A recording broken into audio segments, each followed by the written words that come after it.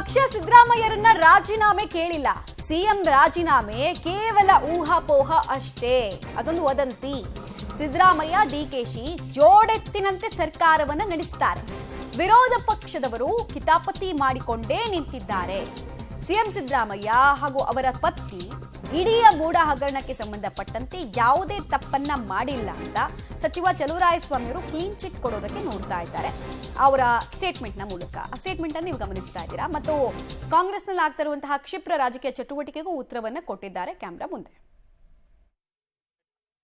ಮುಖ್ಯಮಂತ್ರಿಯವರ ಜೊತೆ ರಾಜಕೀಯವಾದಂಥ ಒಂದು ಬಿಜೆಪಿ ಮತ್ತು JDS ಕಿತ್ತಾಟ, ಒಂದು ಎನ್ಕ್ವೈರಿ ಕಂಡಕ್ಟ್ ಆಗಿದೆ. ಎನ್ಕ್ವೈರಿ ಆಗಲಿ, ಎನ್ಕ್ವೈರಿನಲ್ಲಿ ಅವರು ನಿರ್ದೋಷಿ ಅಂತೇಳಿ ಪ್ರೂವ್ ಆಗುತ್ತೆ ಅನ್ನೋ ನಂಬಿಕೆ, ಭರವಸೆ ನಮಗೆಲ್ರಿಗೂ ಇದೆ.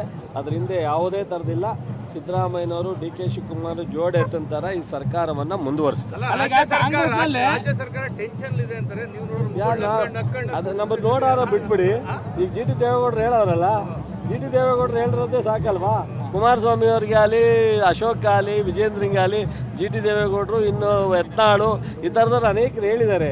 ಅವ್ರಿಗೆ ನಾವು ಹೇಳೋದಲ್ಲ, ಅವರೇ ಹೇಳ್ತಾ ಇದ್ದಾರೆ. ಅವರಿಗೆ ಮಾಡೋ ಕೆಲಸ ಬಿಟ್ಬಿಟ್ಟು ಉಳಿದು ಈ ಥರ ಕಿತಾಪತಿ ಮಾಡ್ಕೊಂಡು ನಿಂತಿದ್ದಾರೆ. ಸೊ ಈ ಮೂಢ ವಿಚಾರ ಏನಿದೆ ಅದು ಭಾಳಷ್ಟು ಹಗರಣ ಇರ್ತಕ್ಕಂಥ ಸೈಟ್ಗಳಿದ್ದಾವೆ. ಮುಖ್ಯಮಂತ್ರಿಗಳು ಒಂದು ಕಮಿಟಿ ಮಾಡಿದ್ದಾರೆ. ಆ ಕಮಿಟಿಯಿಂದ ಹೊರ ಬರುತ್ತೆ. ಇಲ್ಲಿ ಯಾರ್ಯಾರು ಬೈಲಾ ವಿರುದ್ಧ ಸೈಟ್ಗಳಾಗಿದೆ ಅವೆಲ್ಲವೂ ತಗೋತಾರೆ. ಈಗ ಪಾರ್ವತಮ್ಮನವ್ರ ಸೈಟನ್ನು ವಾಪಸ್ ಕೊಟ್ಟಾಗಿದೆ. ತನಿಖೆ ಮಾಡಿ